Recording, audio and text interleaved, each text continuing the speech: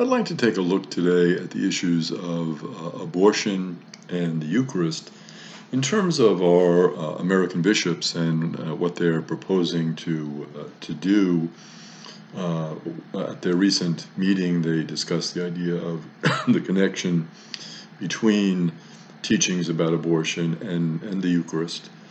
And there was a lot of discussion about politicians and those who maybe have a different view on abortion in terms of the law and the Constitution and all of that. And as Catholics, the idea of what is the consistency in terms of our faith, in terms of abortion, in terms of the Eucharist. And the whole idea of is a person who maybe has a differing view, are they entitled then to be part of the community that receives the Eucharist?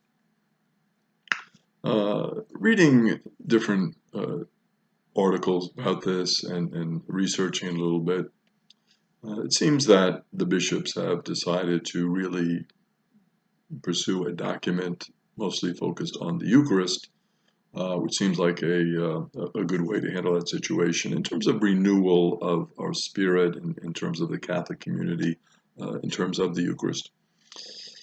Peter Steinfels, in a recent issue of Commonweal, issues some challenges to the bishops.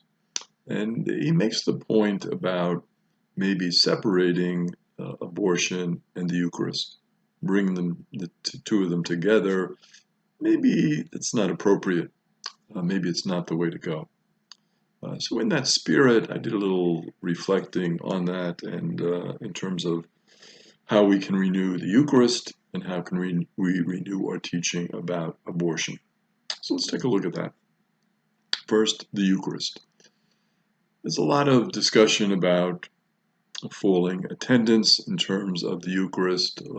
People don't seem to be as enthusiastic about it.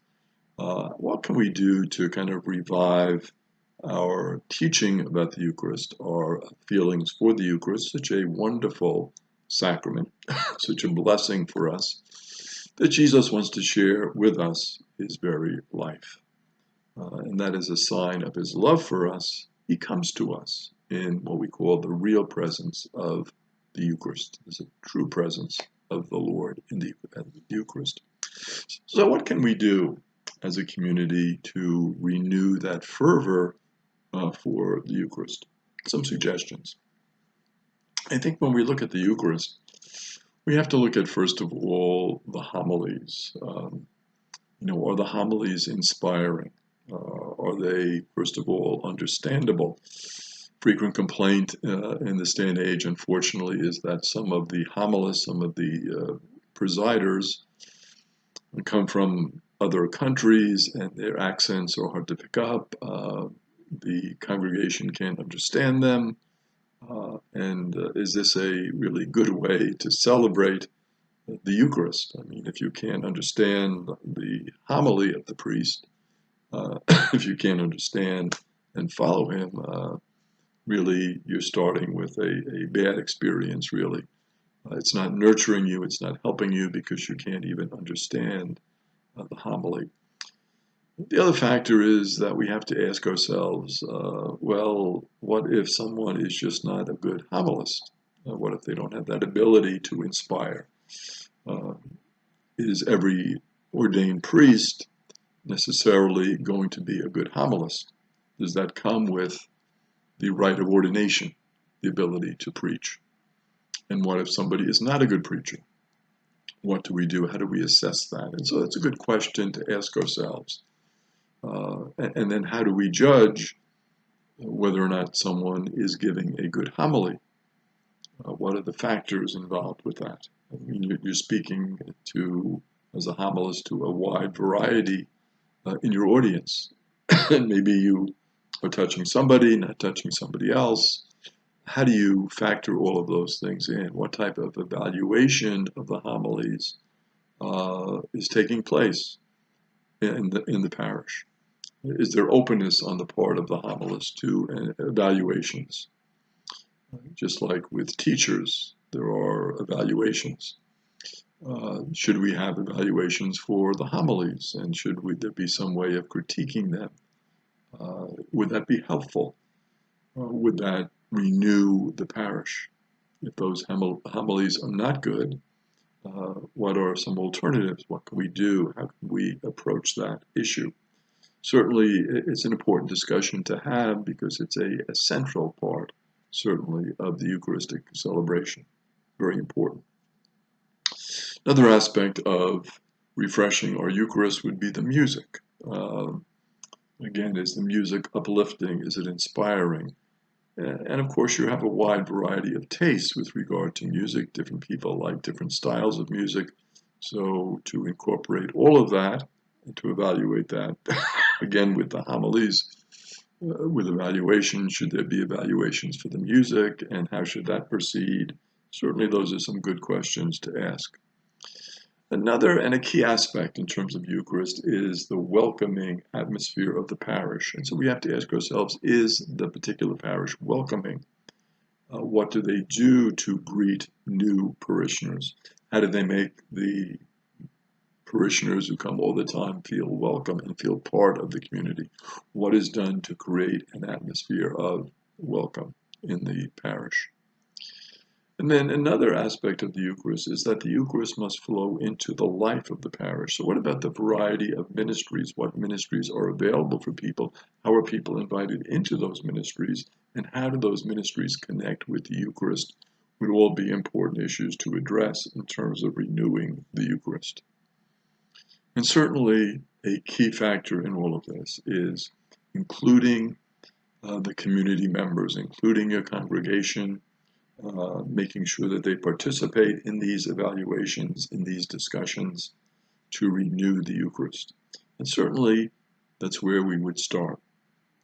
We would outline the various aspects that have to be addressed, the homilies, the music, the welcoming, the ministries, and do that in an inclusive way and really in an ongoing way with our assembly, with those who participate, so that they become more engaged, they feel more ownership, they feel that this is truly their parish. Second issue that the bishops are addressing then is the issue of abortion. And many commentators will say that the present strategy that the bishops have adopted does not really work. It hasn't been that effective. So what can we do in terms of renewing our approach to abortion and to our teaching about abortion, that all of life is sacred from the very earliest moments of conception to natural death? And certainly that is our teaching. That's our teaching that we embrace. It is in conflict, certainly, with our current legal system. And so many of our efforts have involved the legal system. The first suggestion that I would offer is that we avoid politics in terms of the teaching. Political sphere is one sphere. It's certainly an important sphere, but as bishops being involved in that sphere doesn't really portray a good image. It's really too much in terms of getting out of one's atmosphere of spiritual leadership and getting involved in the political realm, making political statements, attacking political leaders. One can easily be seen as part of a political party then, but not as part of the church. Certainly, politics is an important area, but it's really an area where lay leaders are called to take an active role in terms of forming public policy. And bishops and teachers really help in terms of giving the teaching, the moral teaching of the church, and outlining what that teaching is. And then the lay leadership, those who are elected, trying to get a good policy, a socially just policy for all people. And so avoiding politics would be a good thing for the bishops to embrace. The second thing would be the importance of support for women and getting some really good broad-based programs in place for women, particularly women who are in need, those who are suffering in terms of lack of finances, those who need emotional support, those who are in difficult relationships. So again, providing that support on a parish basis would be important, on a diocesan basis. All of that would be important, and it would be good to get that message out to women that the church is available to help you with this difficult decision. In order to facilitate that, one thing that has been extremely effective is the presence of people of faith at abortion facilities, and the importance of having life-affirming facilities available, as well as these abortion facilities for those who choose abortion. But what about those who choose life? Again, having facilities available for them to come for counseling, for help, and for support. And there have been many successful movements in terms of this very prayerful presence at abortion facilities, where people can make known that there are other alternatives. So those would be, I think, some ways, some paths forward to kind of renew our own sense of the importance of the sacredness of life and our own teaching about abortion. So these two issues, the importance of the Eucharist, the importance of the teaching about abortion, renewing them, taking new approaches to them, revitalizing them, I think would be very helpful for our church community.